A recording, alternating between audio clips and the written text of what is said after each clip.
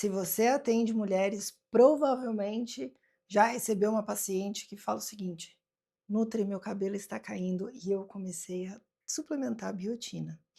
E às vezes ela comprou sozinha, às vezes ela viu na internet, às vezes alguém indicou aquele suplemento de cabelo, pele, unha, com uma dose enorme de biotina.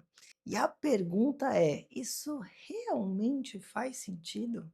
Por quê? A biotina, ela ficou quase automaticamente associada à queda de cabelo. Caiu o cabelo, biotina. Só que tem duas questões importantes aqui. A primeira é que, fora de situações de deficiência, a gente não tem uma boa demonstração de benefício para a queda capilar.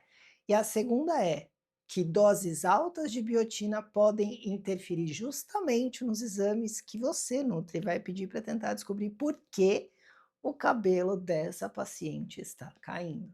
Então hoje eu quero te mostrar quando a biotina pode fazer sentido, por que ela não deveria ser uma prescrição meio que automática e principalmente o que investigar quando uma mulher chega com a queixa de queda de cabelo. Meu nome é Thaís Sua, sou nutricionista expert em saúde da mulher e esse é o canal Nutrição e Saúde da Mulher, onde toda terça e quinta você encontra conteúdo baseado em ciência para atender mulheres com mais segurança. Se inscreva aqui no canal e ative o sininho para você não perder os próximos vídeos. Primeiro, de onde veio essa fama? A biotina é a vitamina B7 e participa de várias reações importantes do nosso metabolismo. E uma deficiência importante de biotina pode sim cursar com queda de cabelo. Então, existe uma relação entre biotina e cabelo. O problema é o salto que veio depois. Se a deficiência causa queda, então tomar mais biotina vai fazer o cabelo crescer. Micronutriente, gente, não funciona assim. Pensa no ferro. Se uma mulher tem deficiência de ferro, eu preciso fazer o quê? Corrigir.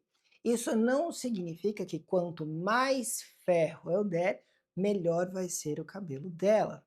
E com a biotina, vale a mesma lógica. Corrigir uma deficiência faz sentido.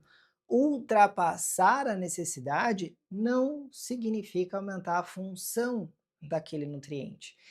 E deficiência importante de biotina não é a primeira hipótese para a mulher saudável que chega ao atendimento dizendo que o cabelo começou a cair. Ela aparece em contextos específicos, alterações importantes de absorção intestinal, nutrição parenteral inadequada e uso crônico de alguns medicamentos. São em momentos mais graves, não é algo muito comum. Quando a gente olha para os estudos de biotina e queda de cabelo, a quantidade de evidência é bem menor do que a popularidade desse suplemento.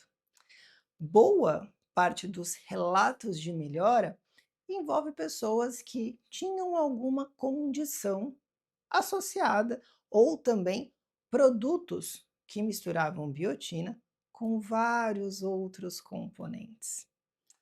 E aí aparece um problema bem simples. Se eu dou um suplemento com 10 ingredientes e o cabelo melhora, eu consigo dizer que foi a biotina? Não. Quando a biotina é avaliada de forma mais isolada, os estudos disponíveis não mostram benefício consistente em pessoas sem deficiência. Então, eu não quero que você saia desse vídeo pensando: ah, biotina então não serve para nada. Ela tem função no organismo.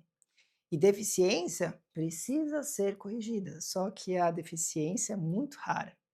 E a mensagem é outra aqui também: queda de cabelo não é indicação automática de biotina. E isso também altera a pergunta da consulta. Então, em vez de pensar qual suplemento eu uso para queda, eu começo por que esse cabelo está caindo? Agora vem uma parte que eu considero ainda mais importante para a prática. Biotina em doses altas pode interferir em alguns exames laboratoriais. E essas doses altas aparecem justamente em vários suplementos vendidos para cabelo, para pele, para unha. Alguns métodos de laboratório utilizam um sistema que envolve biotina. Se a paciente está com uma concentração muito alta circulando, determinados resultados podem ficar falsamente elevados ou falsamente reduzidos também. E olha só o tamanho desse problema. A mulher chega com queda de cabelo, você quer investigar a tireoide, pede exame, só que ela está tomando uma dose alta de biotina. E ela não te contou, por quê? Para ela, é só uma vitamina para cabelo. Qual é o resultado disso? O resultado do exame pode vir distorcido. E não é só a tireoide. Existem outros exames hormonais laboratoriais que também podem sofrer interferência dependendo do método utilizado. Então, eu incluiria uma pergunta muito específica na anamnese também. Fulana, você usa alguma vitamina, alguma goma, suplemento para pele, para unha ou para cabelo? Eu perguntaria desse jeito mesmo, porque às vezes, se você pergunta apenas, olha, fulana, você usa algum suplemento? A paciente nem lembra de citar. Se ela estiver usando biotina em dose alta, essa informação precisa estar no seu radar e ser considerada antes da coleta e comunicada também ao laboratório. O tempo de suspensão pode variar conforme a dose, método, então essa orientação deve ser confirmada com o serviço responsável pelo exame. Agora, para mim, vem a parte principal do vídeo. Antes de entrar na investigação, vale entender uma coisa rápida sobre o cabelo, sobre o ciclo do cabelo. O fio não cresce de forma contínua para sempre. Cada folículo passa por fases. Tem a fase anágena, que é a fase de crescimento, a catágena, que é uma transição curta, e telógena, que é uma fase de repouso. Depois, aquele fio se desprende e um novo ciclo começa. E os fios do couro cabeludo não estão todos na mesma fase ao mesmo tempo. Isso é importante, porque quando acontece um gatilho, como uma cirurgia, uma infecção, um parto, uma restrição alimentar importante ou uma perda de peso rápido, mais fios podem entrar na fase telógena. Só que eles não caem necessariamente naquele momento do gatilho. A paciente pode perceber o aumento da queda 2, 3, até 4 meses depois. É justamente por isso que olhar apenas para o que ela está fazendo hoje pode fazer você perder a causa. A queda é o desfecho, você precisa procurar a história por trás dela. Então, uma pergunta muito útil é: o que aconteceu com essa mulher alguns meses antes da queda começar? Esse raciocínio é especialmente útil no eflúvio telógeno, justamente porque existe esse intervalo entre o gatilho e a percepção da queda.